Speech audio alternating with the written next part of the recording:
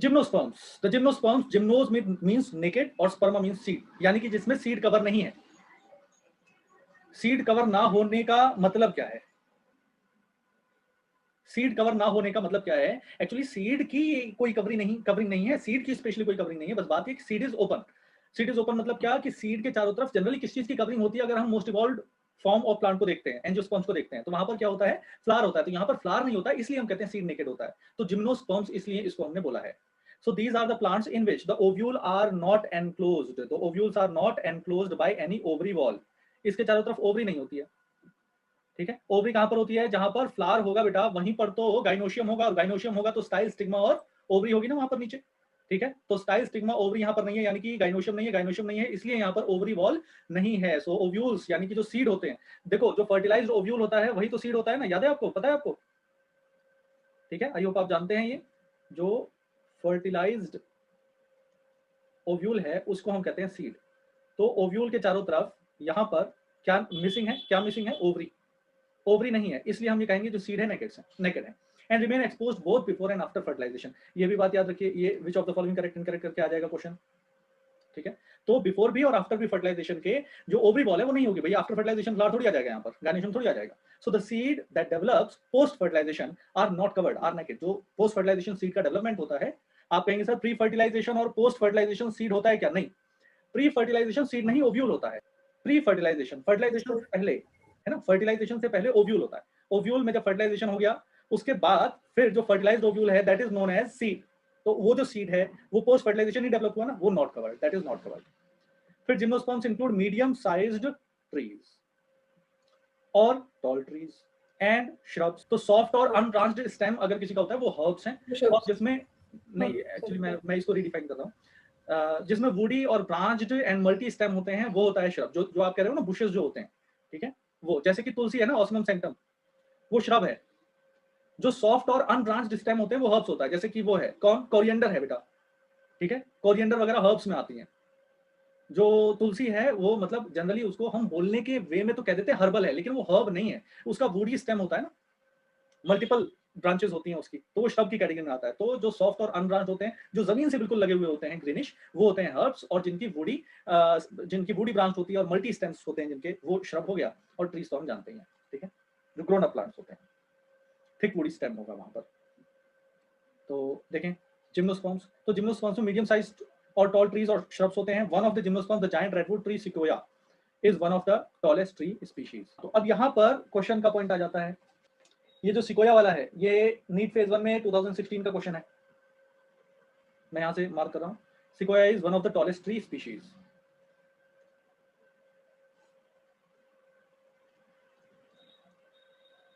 ठीक है, the roots are generally tap roots.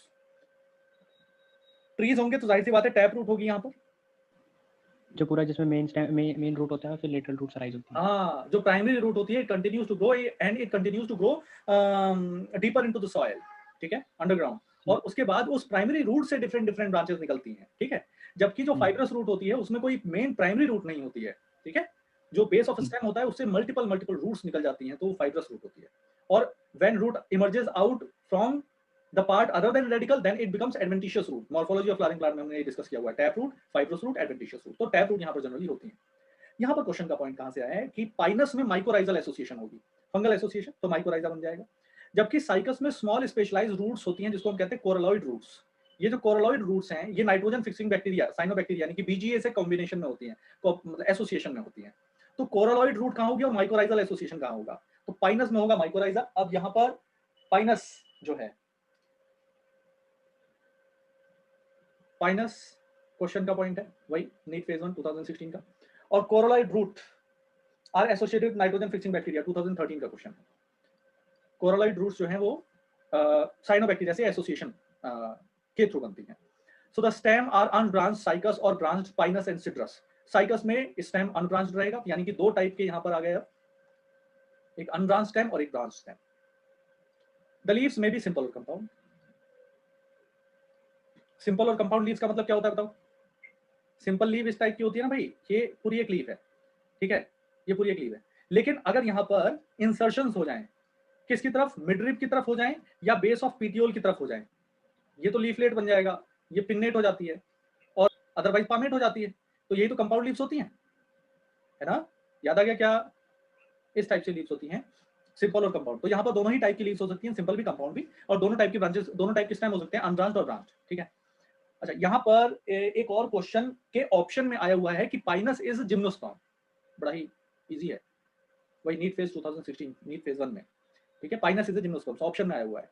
ठीक है, तो यहाँ से इस पैराग्राफ से हमारे पास 1 2 3 3 क्वेश्चन अब तक बन चुके हैं।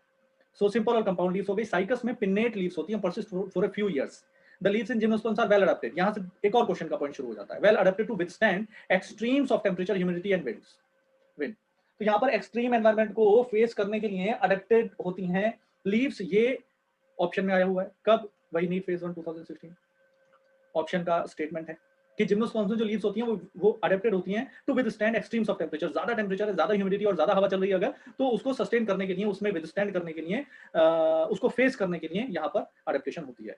इन conifers the needle like leaves reduces the surface area. They are thick cuticle. The sunken stomata also help to reduce water loss. Sunken stomata यानी it is not exposed. ठीक है, जो गार्ड सेल्स हैं वो ज्यादा फूली हुई रहेंगी, और जो स्टोमेटा वाला पोर्शन है, जो एसएससी सेल्स हैं, वो ज्यादा बड़ी रहती हैं, और जो गार्ड सेल वगैरह हैं वो उन पर डायरेक्ट सनलाइट नहीं आती, तो संकन स्टोमेटा कहते हैं इसको। कॉनिफर्स नीडल लाइक लीव्स जो होती हैं रिड्यूसेस द सरफेस एरिया, और थिक क्यूटिकल होता है, संकन स्टोमेटा होता है, जिससे कि वाटर लॉस रिड्यूस हो। यहाँ पर हमने डिस्कस किया था कि प्लांट्स जो हैं वो एट्रेक्योफाइट और ट्रेक्योफाइट्स हो सकते हैं। एट्रेक्योफाइट में एल्गी ब्रायोफाइट आ जाएगा, ठीक है, और टेरिडोफाइट, जिम्नोस्पर्म्स और एंजियोस्पर्म्स, ये 3 आ जाएंगे इसमें वेस्कुलर प्लांट्स में। ए स्पर्मेटोफाइटा यानी कि सीड्स नहीं बनते, स्पोर बनते हैं, और जहां पर सीड बनते हैं वो जिम्नोस्पर्म्स एंजियोस्पर्म्स है।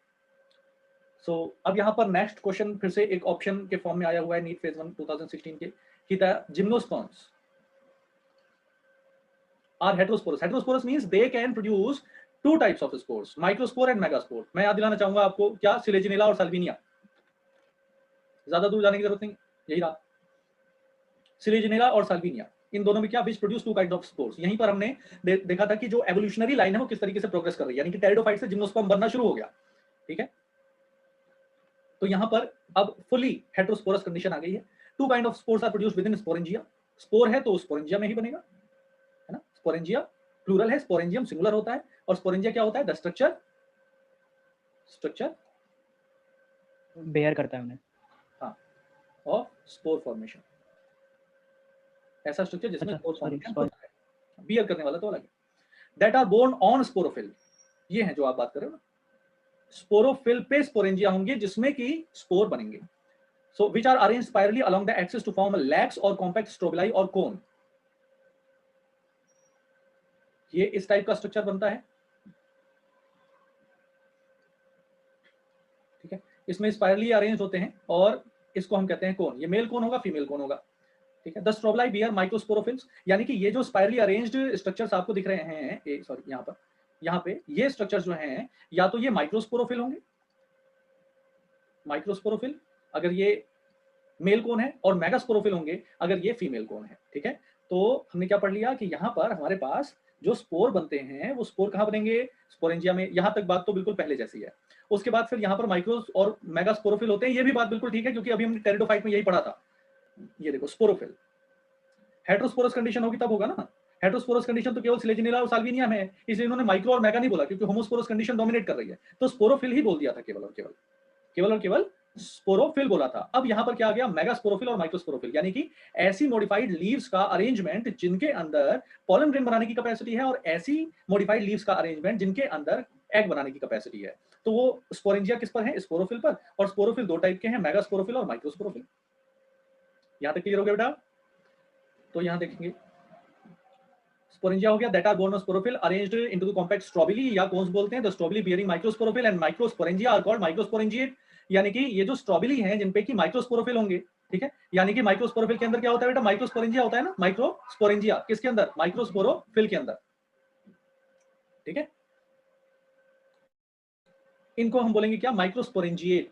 ये कोन कैसा हो गया? माइक्रोस्पोरेंजिएट हो गया, ठीक है। या ये कोन क्या कहलाएगा? मेल स्ट्रोबिलाई कहलाएगा। ऐसे ही हमारे पास जो फीमेल कोन है उसको हम कहेंगे कि उसमें मेगास्पोरोफिल्स हैं, और उसके अंदर मेगास्पोरेंजिया है, ठीक है। ये देखो लिखा हुआ यस, मेगास्पोरोफिल ये रहा, और मेगास्पोरेंजिया ये रहा, आर कॉल्ड मैक्रोस्पोरेंजिएट। मेगास्पोरेंजिएट भी कह सकते हो आप, या फीमेल स्ट्रॉबेरी कहोगे, ठीक है।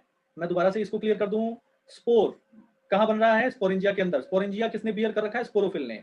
दो टाइप के हो सकते हैं, माइक्रो और mega.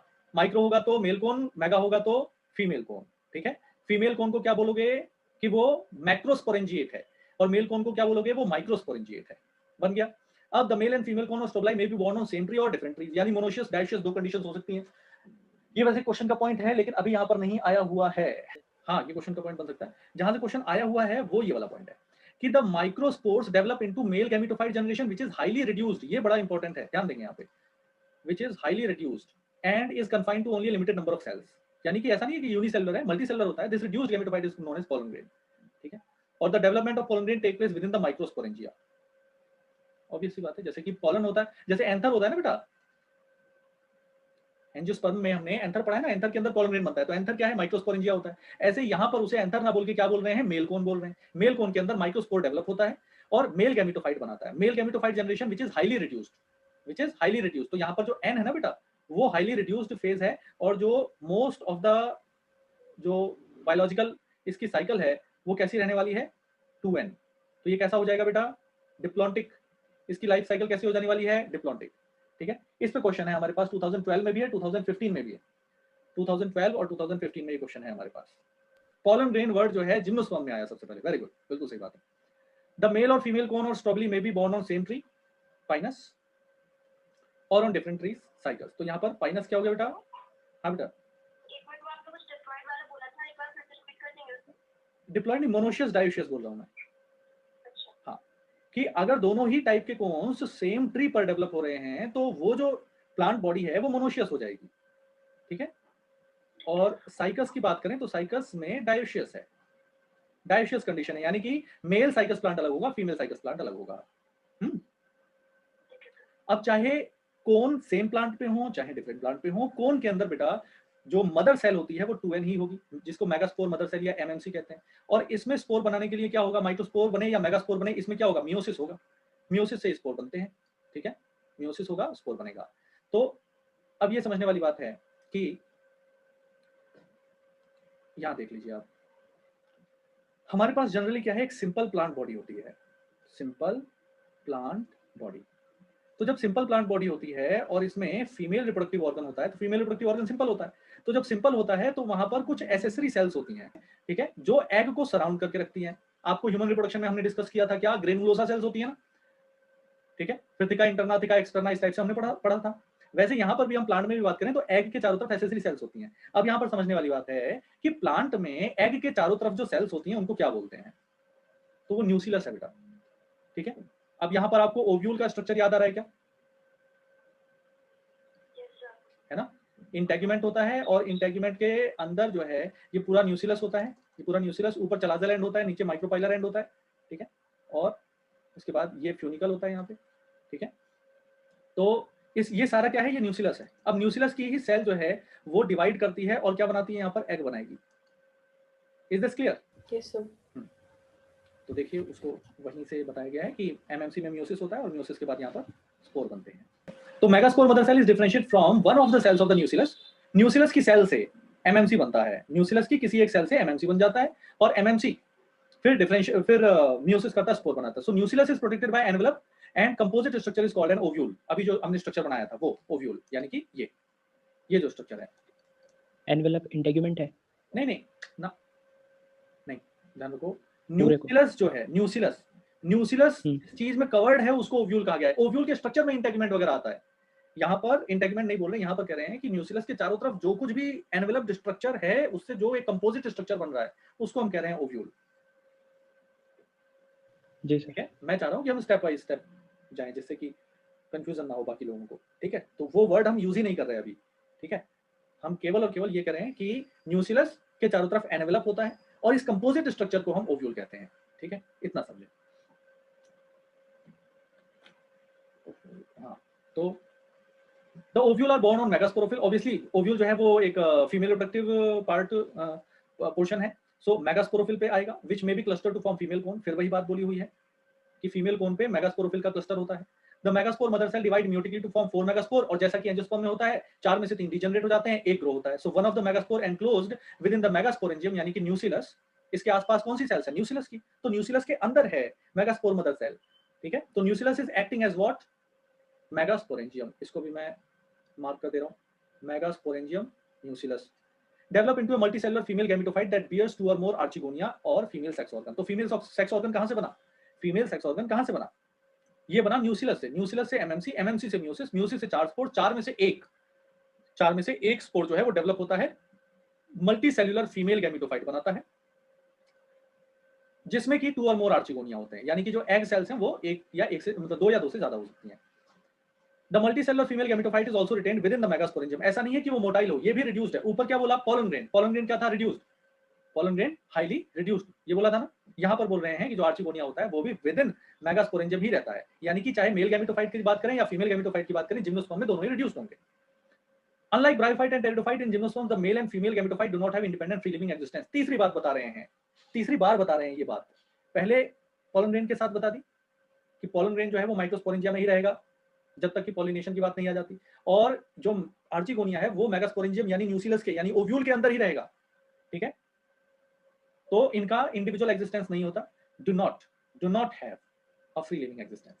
They remain with in the sporangia retained on the sporophyte. Sporophyte यानी कि कैसी प्लांट बॉडी, गैमीटोफाइट, गैमीट क्या होता है, हमेशा एन होता है, तो गैमीटोफाइट की जब भी बात आएगी तो आप क्या बोलोगे, एन, ठीक है। जब भी स्पोरोफाइट की बात आएगी तब आप कहोगे 2n, ठीक है, ये समझ लो, आप याद कर लो इस चीज। The pollen grain is release from the microsporangium. आप कहेंगे सर अभी तो आपने कहा कि ये कंप्लीटली डिपेंडेंट होता है, वहीं रहेगा, नहीं, कंप्लीटली डिपेंडेंट होने का मतलब ये नहीं वहीं रहेगा, बट बात ये है कि जब तक पॉलिनेशन की बात नहीं आ जाती तब तक वो वहां रहेगा। It is released from the microsporangium. और कौन सी फिली होती है यहाँ पर, एनिमोफिली, एनिमोफिली यानी कि क्या, पॉलिनेशन बाय विंड, ठीक है। यहाँ पर क्या हो रहा है, एनिमोफिली हो रही है, ठीक है। एनिमोफिली एयर करंट के हेल्प से जाएगा और ओपनिंग ऑफ ओव्यूल तक पहुंचेगा। अब ये रैंडम प्रोसेस होती है और इसीलिए हम दोबारा से इस चीज को रिकॉल कर लें कि जो मेल गैमीट्स हैं वो ज्यादा बनते हैं in number as compare to female gametes. So ovule पे पहुंचा ये, और ओव्यूल कहां पर है, मेगास्पोरोफिल्स पर है। पॉलन ट्यूब बनेगी यहाँ पर, जैसे अब देखो धीरे धीरे हम बिल्कुल इवॉल्व करते जा रहे हैं प्लांट को किस तरफ, एंजियोस्पर्म की तरफ। पॉलन ग्रेन बना, पॉलिनेशन हुआ, पॉलन ट्यूब बनी, पॉलन ट्यूब में मेल गैमीट है, पॉलन ट्यूब में मेल गैमीट है जो ग्रो करता है टुवर्ड्स आर्चिगोनिया, जैसे कि ब्रायोफाइट टेरिडोफाइट में हुआ था, आर्चिगोनिया की तरफ मेल गैमीट बढ़ता है, वैसे ही यहाँ पर भी बढ़ेगा। Discharges their content near the mouth of archegonia. Archegonia के माउथ पर जो ट्यूब है, वहां पर जो जगह है, वहां पर ये अपना कंटेंट डिलीवर कर देगा, यानी कि न्यूक्लियस वगैरह। Following fertilization zygote will be formed. Zygote बनेगा, जाइगोट के बाद फिर एम्ब्रियो बनेगा, और हमने सिलेजिनेला और साल्विनिया में देखा था सीड हैबिट आ चुकी थी।